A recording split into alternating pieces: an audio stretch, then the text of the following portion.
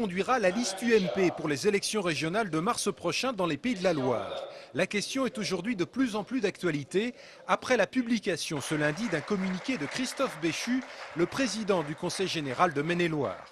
Dans celui-ci, Christophe Béchu, qui affirmait encore voici quelques jours ne pas être candidat à ce scrutin, se dit cette fois-ci entré, je cite, dans le temps de la réflexion. Dans ce même communiqué, Christophe Béchu évoque également une entrevue jeudi dernier avec Nicolas Sarkozy et plusieurs sollicitations sur le même sujet de la part de François Fillon. Le président du Conseil général de Maine-et-Loire précisant cependant qu'à l'heure qu'il est, Roselyne Bachelot est toujours la candidate de l'UMP dans les Pays de la Loire. De l'autre côté de l'échiquier, les tractations vont également bon train, avec les Verts qui ont tenu ce week-end à Angers leur congrès régional. Des Verts qui, à 85%, ont rejeté l'offre de Jacques Oxiette, le président socialiste de la région, qui souhaitait qu'une liste commune avec les écologistes soit constituée dès le premier tour de ce scrutin. L'objectif, c'est à la fois une continuité des élections européennes et de ce qui s'est passé. Notre projet a été entendu, il est audible, crédible. Et il porte les aspirations aujourd'hui de la société liées à la crise qu'on vit. Il y a des urgences dans le monde, des urgences en Europe, mais aussi des urgences dans notre région. Et il nous semble aujourd'hui qu'il est très important de continuer à présenter ce projet écologiste aux citoyens des Pays de la Loire. A noter par ailleurs qu'hier, les Verts ont proposé que Jean-Philippe Magnan, adjoint au maire de Nantes, soit la tête de liste d'Europe Écologie dans les Pays de la Loire pour les élections régionales de mars prochain. On a fêté la paix cet après-midi à Angers. En résonance à l'initiative de l'ONU lancée en 2001, plusieurs associations s'étaient en effet donné rendez-vous place de la paix pour marquer à leur façon cette journée mondiale.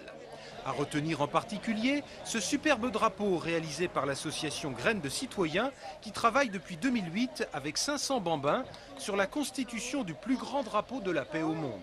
Concrètement, il faut dessiner votre dessin ou votre message de paix sur un format A5 et le fond de ce dessin doit être une des couleurs des drapeaux de la paix, donc les couleurs de l'arc-en-ciel. Il faut nous l'envoyer à l'association Graines de Citoyens avant la fin décembre 2010, puisque ensuite il va voyager en France, dans les villes qui ont participé, mais aussi à l'étranger. Une fois terminé, ce drapeau devrait notamment se rendre début 2010 au Canada et en Algérie.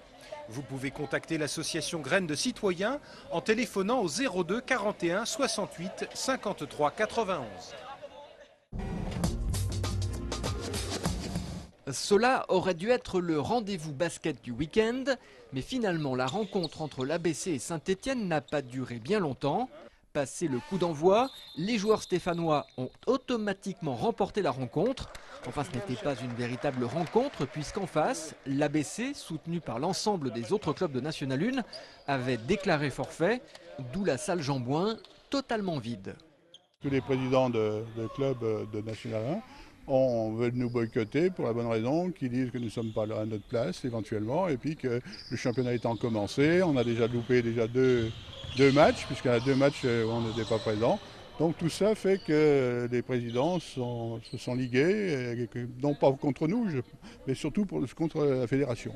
Il y a 10 jours, la fédération avait décidé de rétrograder Saint-Étienne de Pro B en National 1. Reste maintenant à savoir si ce boycott aura un effet et si la fédération pliera face à la colère des clubs. Si ce n'est pas le cas, Saint-Étienne pourrait gagner tous ses matchs non joués et donc remporter le championnat, ce qui serait ubuesque. En attendant, les Stéphanois avaient fait le déplacement. Samedi soir, ils se sont entraînés 2 heures à Jean-Bouin. Ils reviendront à Angers dans 15 jours pour sans doute non jouer face à Saint-Léonard. Dans le hall du théâtre Le Quai à Angers, tout le week-end, 200 personnes sont restées immobiles.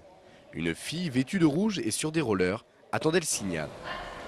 En préparation de la 22e édition du festival Premier Plan, le tournage du film annonce diffusé pendant tout l'événement constitue toujours un moment particulier. Cette année, donc, on a choisi Vanessa Lépinard.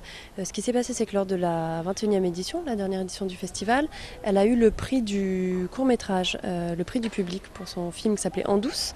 Et elle nous a proposé, comme elle est angevine et qu'elle connaît bien le festival, elle nous a proposé de réaliser la bande-annonce pour la prochaine édition, la 22e. Le principe, c'est une foule immobile, comme si elle était gelée de gens, de silhouettes. Et une jeune fille en roller passe au milieu d'eux, en slalomant, à travers une danse, entre la danse et le patinage, on va dire.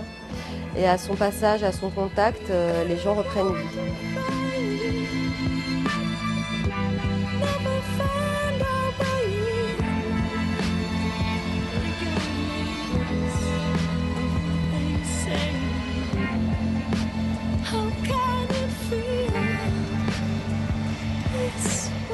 On a une bonne musique, on a une bonne patineuse, on a un bon décor, voilà, j'espère bien que ça va marcher.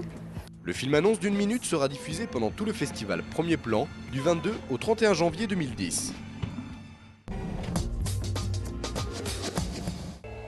Comme chaque année, les Journées du patrimoine ont rencontré un franc succès. Insolite, pour cette année 2009, la visite du Roi René, ou plutôt la croisière.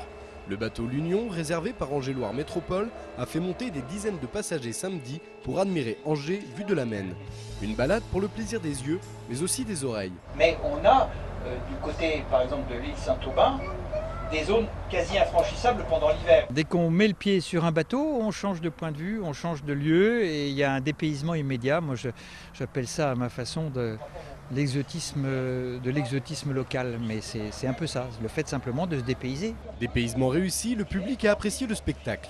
En tous les cas, je ne suis pas angevin, mais alors je découvre d'une façon admirable la région. C'était très intéressant parce que moi j'ai très bien écouté et j'ai bien aimé. Je trouve ça très très bien. Ça me permet, moi qui habite Angers, de pouvoir découvrir la ville. Une découverte de la ville originale. La Maine et Angers sont intimement liés par son histoire et par sa beauté. Et grâce à son patrimoine, le Roi René continue toujours à faire parler de lui.